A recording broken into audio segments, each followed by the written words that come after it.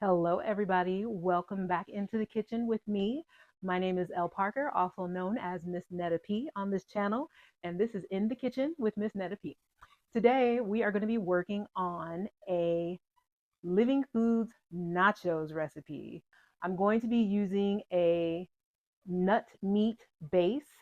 It's going to include a cashew based cheese as well as a sour cream with all the extra toppings. So I'm very excited and ready to taste this creation that I've been thinking about. Finally, we're in the kitchen to make this dish. I'm very excited. But before we get started working on our own food, I'm going to go ahead and feed the fish. I actually went to the store to buy them some new food today. I've been giving them this shrimp right here. I've been feeding them these shrimp.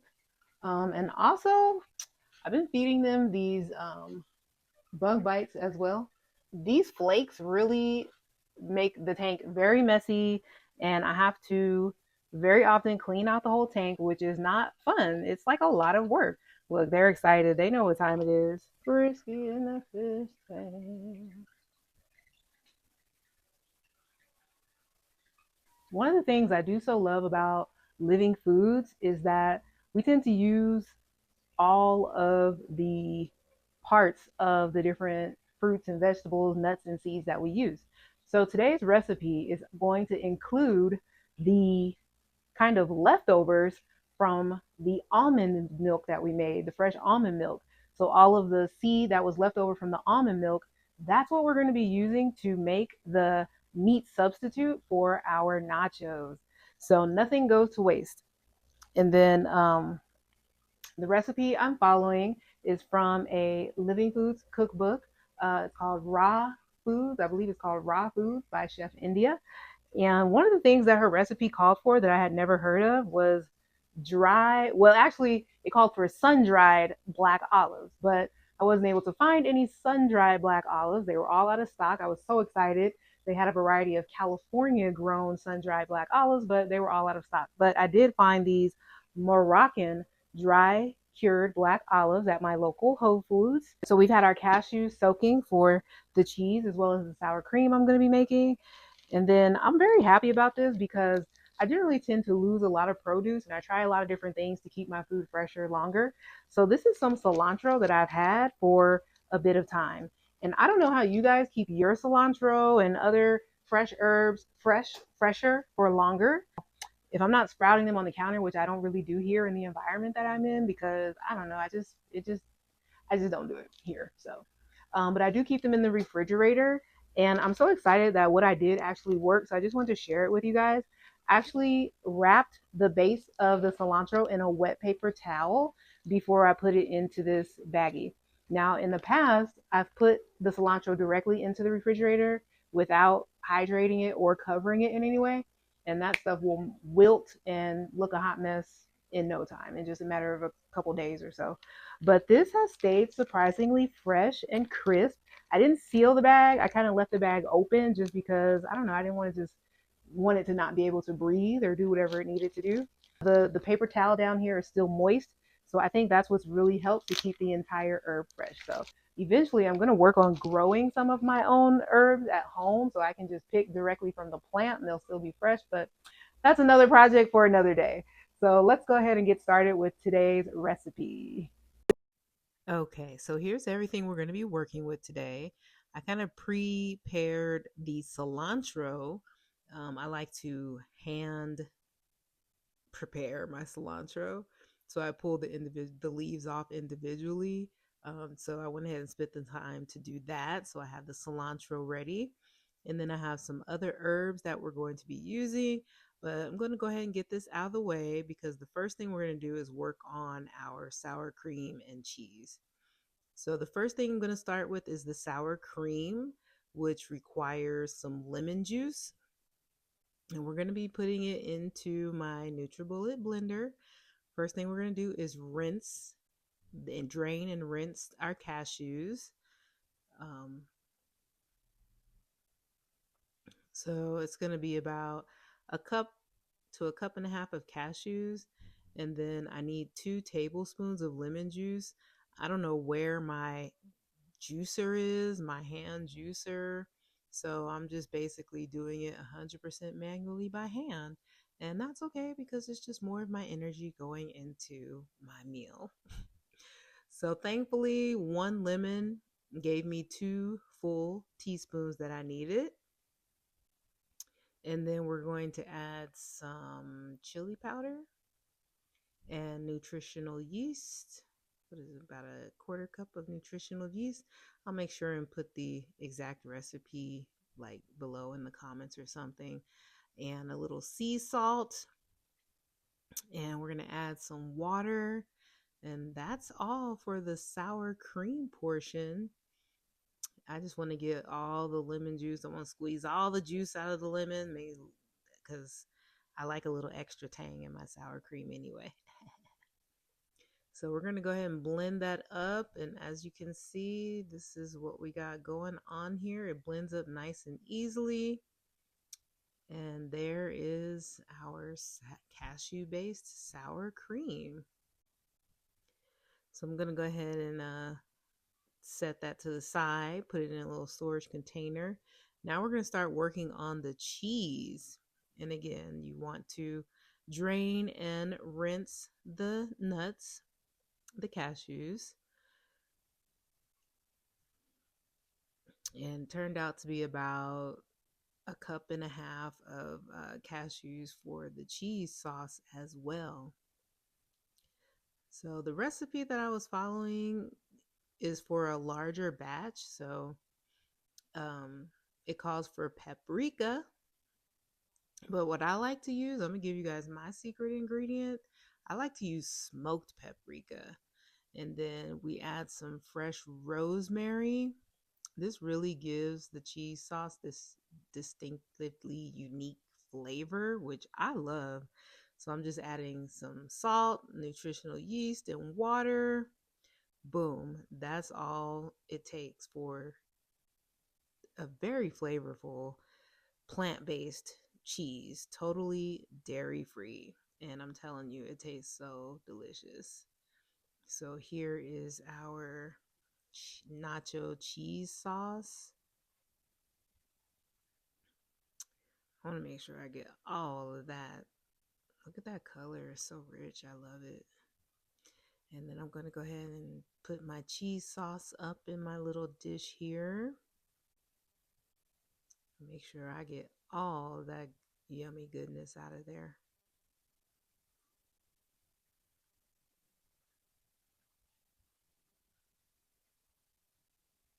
And before I put it away, I like to give it a little taste just to make sure I have the flavor that I want. Now we're going to start working on the rest of the ingredients for this meat substitute for the nachos. So it's going to call for some red bell pepper.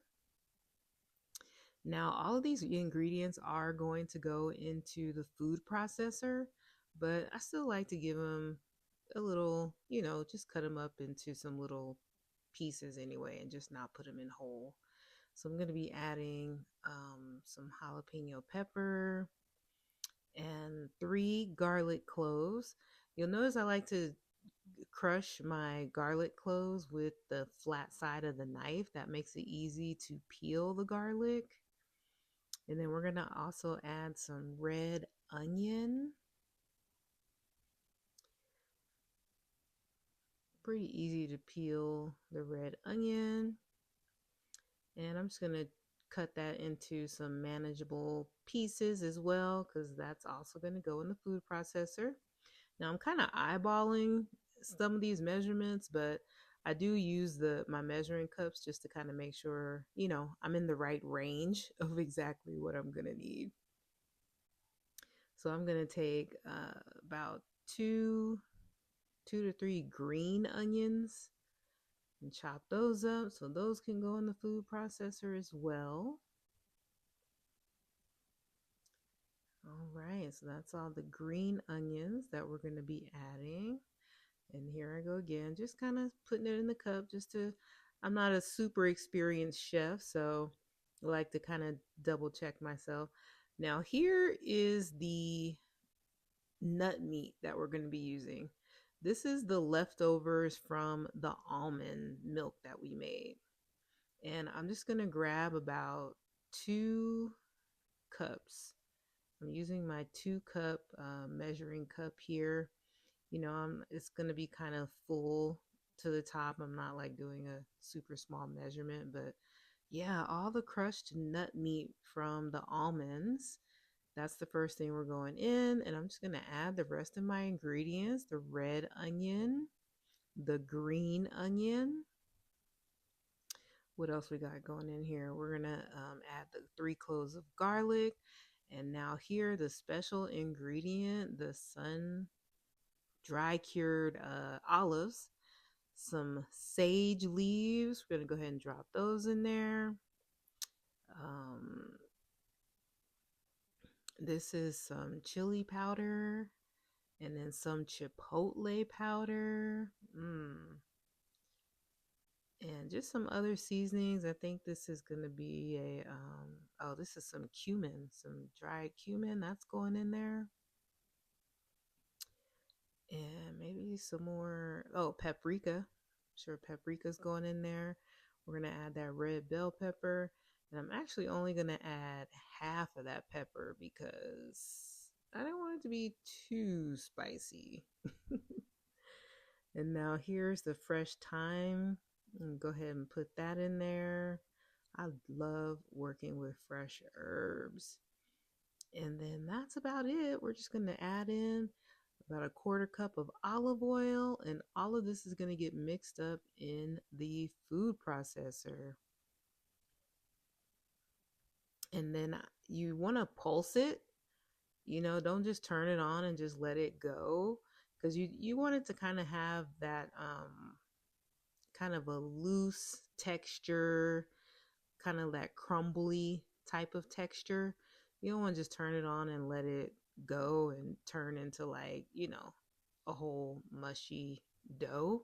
So by pulsing it, that allows it to kind of stay, have that crumbly texture, which very much resembles like a ground meat that you might use.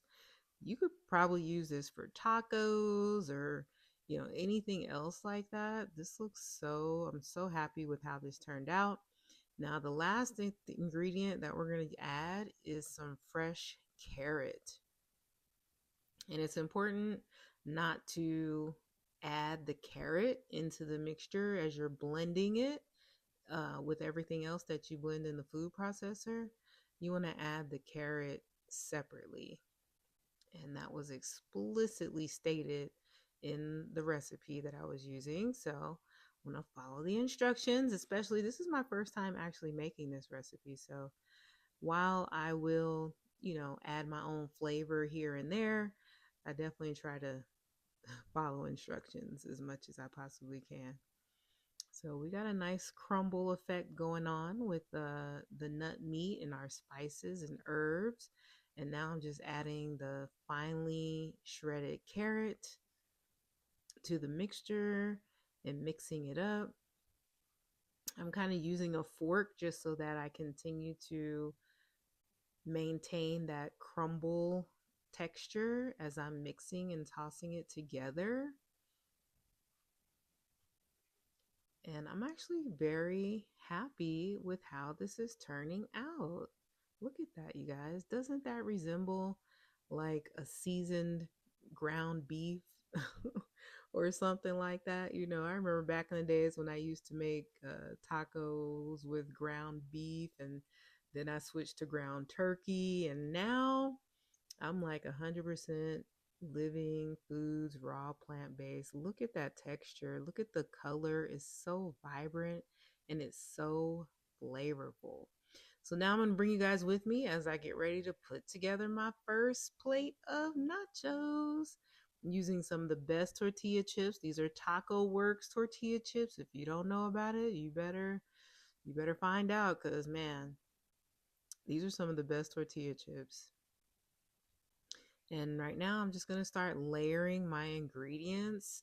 You can kind of be creative here, do whatever you like, do what you like to do. I started with a bit of the cheese just to kind of coat the chips and provide some stability for my you know, my my meat substitute, my nut meat here, something for it to sit on and cling to a bit.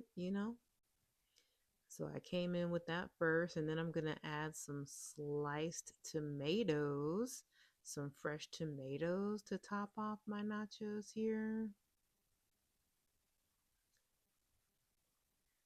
I love the vibrancy of the colors and just the fragrance of the smells. It's a full sensory experience when you're eating living foods. It's just wonderful. So at this point, I'm just coming in with a little more cheese, my cashew based cheese sauce.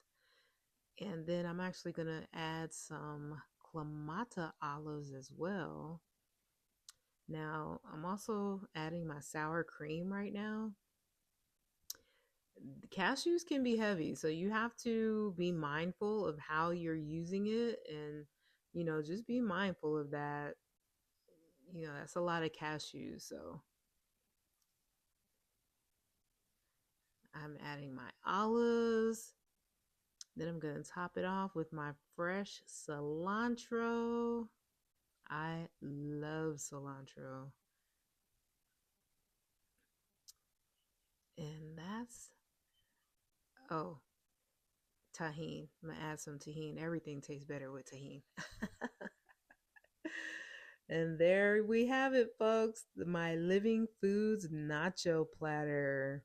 Vibrant, full of life, full of color, full of flavor. Check the comments for recipe details. Feel free to drop me a comment. Thank you so much for watching. I hope you enjoyed this demonstration.